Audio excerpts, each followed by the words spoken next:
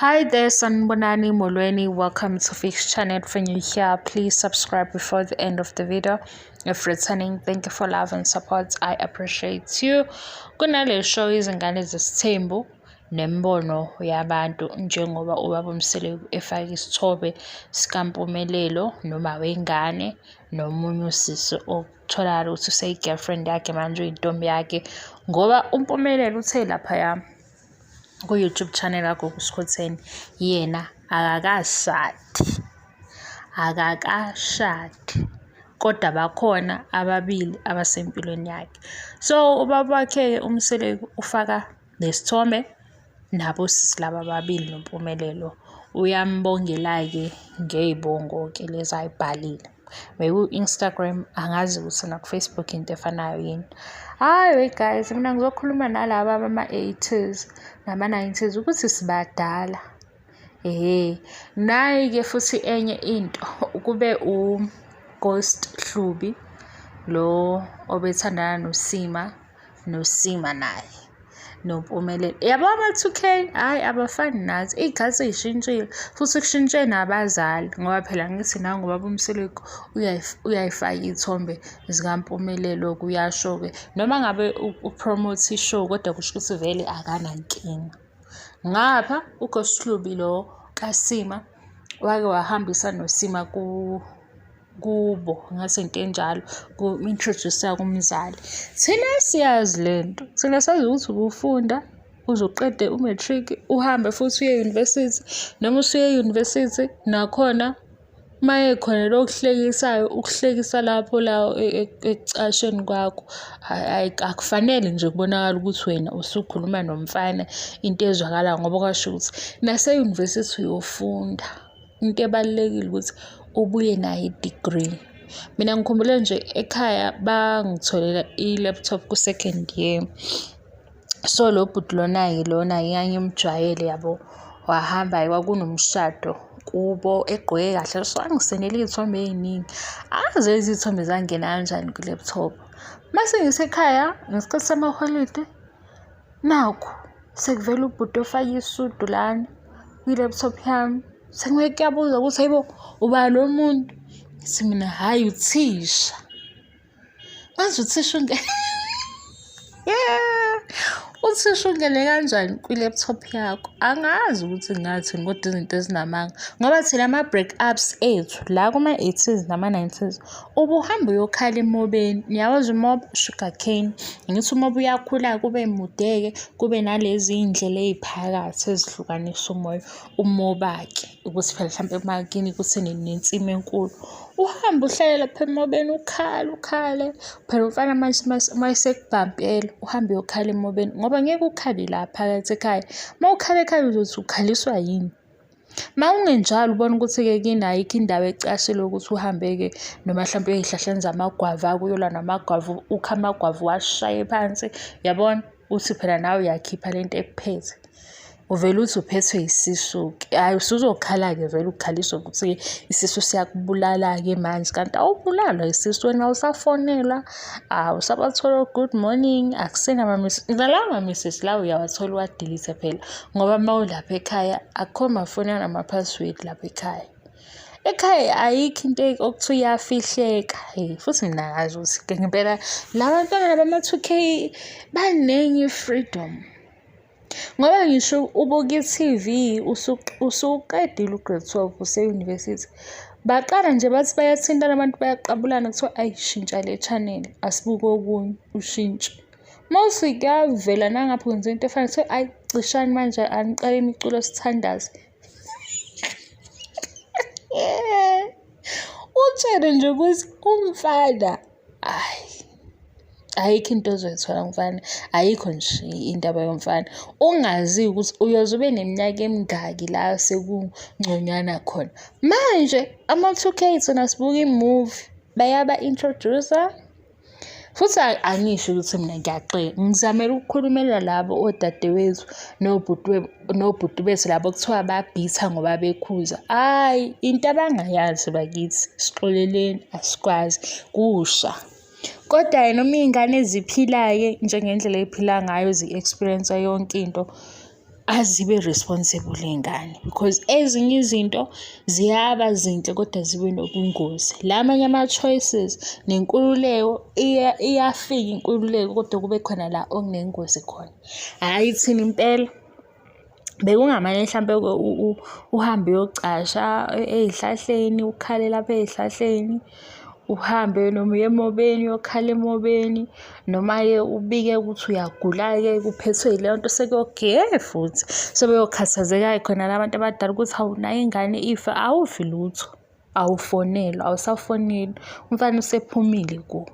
Manje yikho siphaphaza ukuthi hayibo, ubaba uphosta ingane yakhe ney'ntombi ngapha, nabanye bayasho-ke bayangena ku-social media, abanye besho ukuthi hhayi sengiphumile kuye, sengimuve on, sekukhona omunye.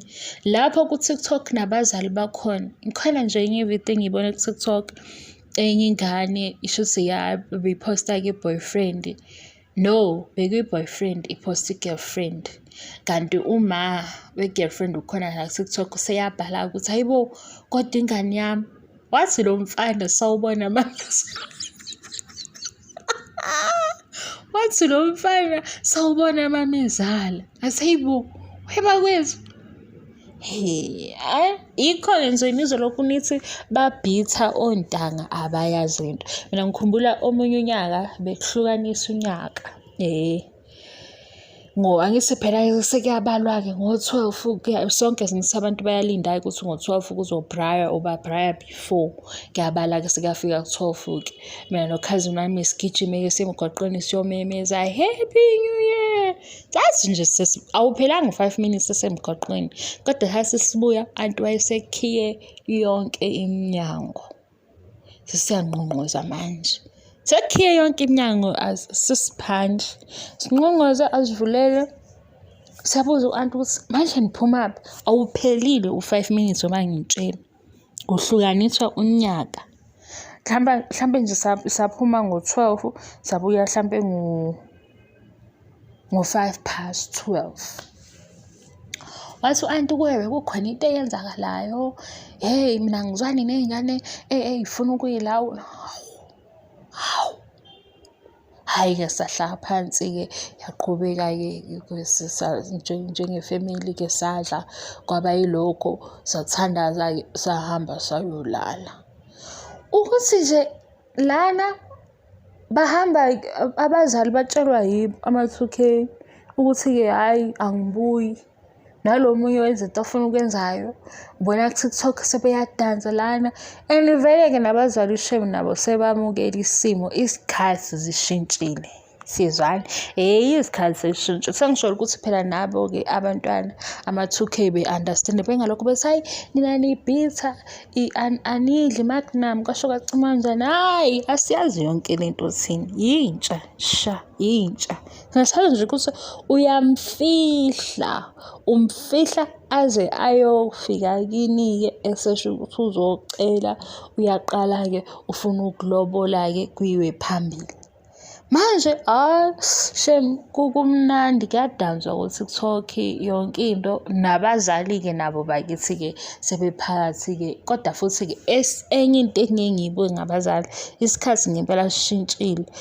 Kungcono khona uzokwazi ukuthi ingane mayidukile at least enye inamba uzoyifonela yile. Mawukhona into ethini usubona ukuthi khona ukushaya amanzi isimo esinjalo.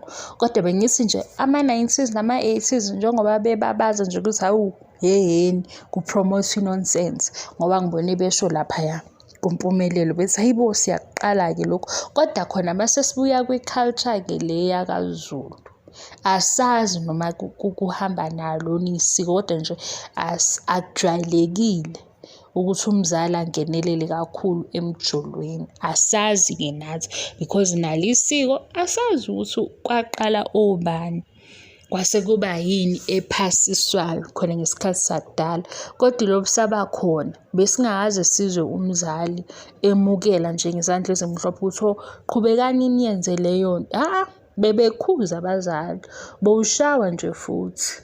Kodwa iy'khathi-ke zishintshile siku-2023. and angeke mhlampe kube khona oshoyo ukuthi ekhaya likabani kuphilwe kanjani, abantu bazenzela lento abafisa ukuyenza. Nathi mase sibona la ku-social media mase siyababaza sithi hayi asikaze sikubone lokhu. Hayi ngoba futhi vena laba ababazayo akusikho ukuthi ngoba banephutha, usumuntu ebabaza ngoba engazi. Manje sekungaba ukuthi-ke mhlawumpe omunye mase ekhuluma amagama amabi. No, iy'ngane asiy'fiseli okuhle. Amathi okay, aba-experience ngendlela aba-experience ngayo kodwa babe responsible. Yileyo-ke bengifuna ukuyicacisa mina ukuthi hhayi baxoleleni odadewethu uma belokhu bethi hayi bo, kodwa imhlola mini le, imhlola ngempela ngoba asikwazi.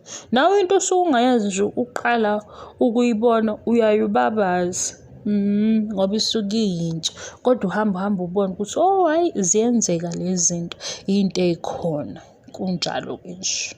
Angiyivale-ke le video mhlawumbe seno-understand-a kangcono kulaba abathi hayi phela le genge endala nje ibhitha nkosi yami. Hhayi asikwazi konke, ithina sishaqisa ngokuthi nje umntwana ona-15 uyakwazi ukuphuma kubo ngo-9 akekho, ngo-10 ebusuku akekho,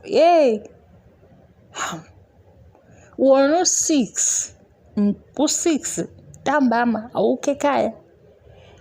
Iy'khathi y'shintshile, so laba ababazayo bababaziswa ukuthi cha sesibadala khona sesibone ezinye izinto. Hhayi sibadala ngempela kodwa hhayi sibadala. Sibadala. Nami ngiyabona ngempela ukuthi zonke izinto esiy'bonayo manje lama-movie adlala phambi kwethu. Kodwa-ke ningabi nomoya wokukhuluma kabi phezu kwey'ngane ngoba noma ngabe yini eyenzakalayo asikufisi okubi.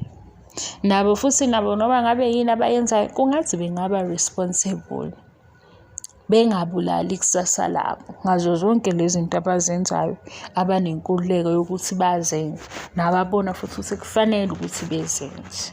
Ngivale-ke le video ngoba ngizosuke ngingasazi ukuthi ngithini. Thank you so much for your love and support. I love you and appreciate you. Bye bye.